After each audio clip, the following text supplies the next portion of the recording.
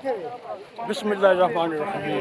मेरे अज़ीज़ दोस्तों, आप सबको हमारे चैनल पर खुश आमदीद। इस वक्त कबड्डी का फाइनल हो रहा है नसरबाग में। ये फाइनल डार्मस्टाड वर्सेस बेंजहाइम में हो रहा है। फ्रीजर च रखना 2 मिनट करो यार चलो चलो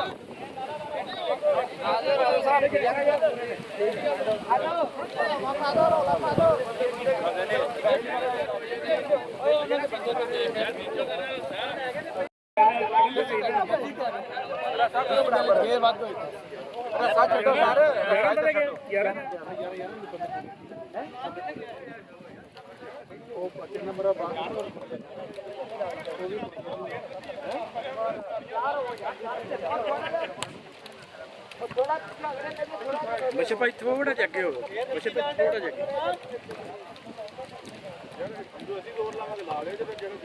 लाओ जी